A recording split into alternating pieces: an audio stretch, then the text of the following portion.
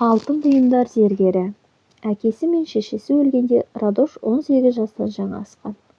Ол енді күнкөріс қамын ойлап жұмыс іздеуге бел байлады. Бір үлкен шаһарға барып жұмыс тауып алайын. Ол жерде жұмысқа орналасу оңайырақ қой. Өзінің оны-мұны нәрселерін алып жолға аттанды.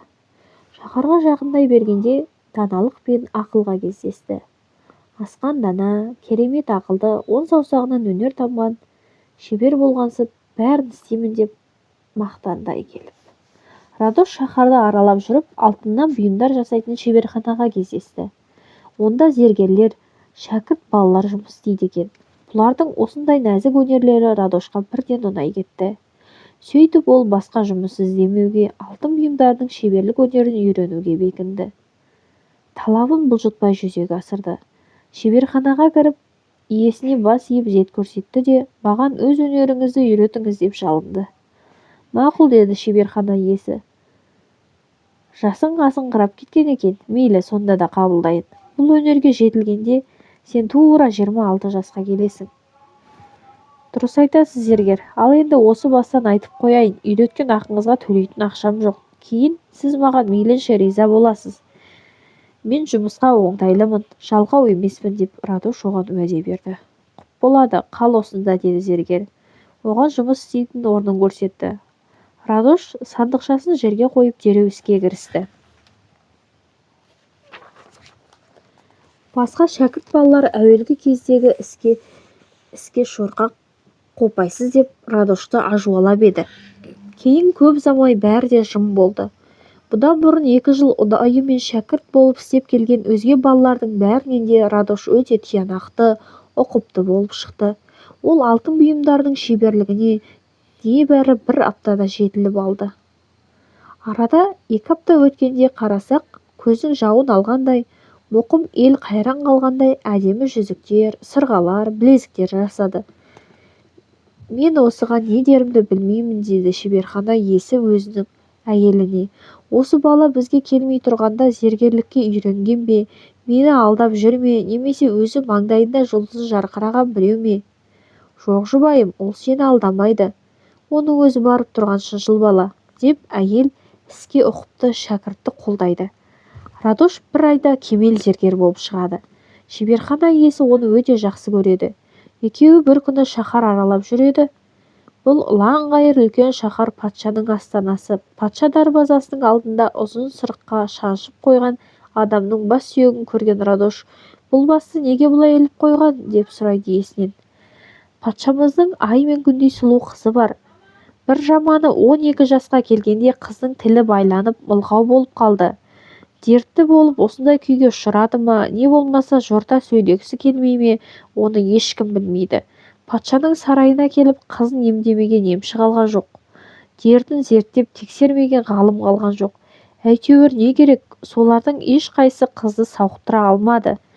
Қанша кітап оқиды, күймеге отырып шаһар аралайды, жаяу қыдырады. Қолынан іс келеді, бірақ сөйлемейді. Осыдан 3 жыл бұрын патшаға бір балгер әйел келіп, қызың Лебенаны сиқырлаған екен. Сенің сарайына бір ғажап жет келеді. Ол қызыңды сөйлеуге мәжбүр етеді. Қызың сонда ғана сауығады, депті.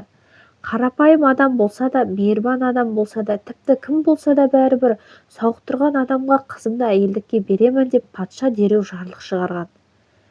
Сол-ақ екен, адамдар лек-легімен сарайға келе бастады. Бәрі де қыздың дерттен сауықтырамыз деп дәмеленіп, әуре сарсаң болды. Бірақ ешқайсының қолынан келмеді. Патша мен ханшаны одан сайын зеріктіріп, жалықтырып жіберді. Қыз байқұс елден тасаланып, өзінің бөлмесіне қамалып алды. Содан бері тысқа шықпай қойды. Патша сонда жаңадан жарлық шығарды.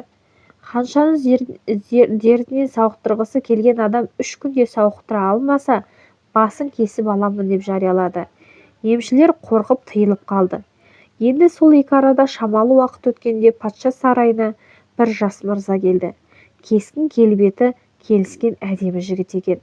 Қызыңды емдейін деп қолды құрған соң, патша оған ішке кіріп, бағыңды сына деп рұқсат береді. Жігіт байқұс 3 күн бойы қыздың алдына тізерлеп отырыпты. Сонда да қыз оған тіл қатпапты. қасында қақпапты. 4-ші күнге қарағанда патша жігіттің басын кескізіп, басқалар енді сақтанып жүретін болсын деп басты сырыққа шаншып дарбаза алдына іліп қойыпты. Содан кейін қаншаны сауықтырамыз деушілер пышақ кескендей тиылды. Радош бұған таң қалып, жазықсыздан жазықсыз көз жұмған бейбақ жігіт таяды. Радоштың шеберхана иесінің үйінде тұрғанына 1 жыл болды. Иесі оны жанындай жақсы көріп кетті. Тіпті баласы етіп алғысы келеді. Bir күні шеберханаға патшаның қызметшісі келіп, ханшаға арнап дүниеде теңдесі жоқ әдемі әшекей бұйымдарын жасауды бұйырады. Шеберхана иесі құбалады. Әлгі қызметші кеткен соң осы жұмысты кімге тапсырсам екен деп ойланып желкесін қасиды. Неге сонша қайғырдыңыз, өкіл әке, деп сұрайды Радош. Шеберхана иесі жағдайын айтты. Оған бола қапаланбаңыз, бұл істі мен атқарып, ханшаны қуантайын да патшаға жағынайын. Бұл іске сен түгілі менің де батылым бармай тұр. Осыны ойдағыдай істеп шығатындығыңа сенімім кәміл ме? Осынша алтын мен жақұт гауһар тастарды саған сеніп тапсыруға бола ма? Бүлдіріп тастамайсың ба? Әуелі шақтап жасап көрейін. Істеген бұйымдарым сізге ұнаса, содан кейін іске біржола кірісейін. Шеберхана иесі Радошқа алтын мен қымбат асыл тастар бергенде ол дереу іске кірісті. Радош көп ұзамай әзір болған жүзікті иесіне әкеп берді. Қарт зергер аузын ашып, көзін жұмып қайран қалды. Мұндай әдемі бұйымды өмірінде көрмеген ол енді Радошқа алтын мен қымбат асыл тастарды мол беріп іске қосты. Радош күн-түні дамыл көрмей бұйымдарды түгел әзірлеп алды. Енді күмістен қобди ойып, барлық асыл бұйымдарды соған салды.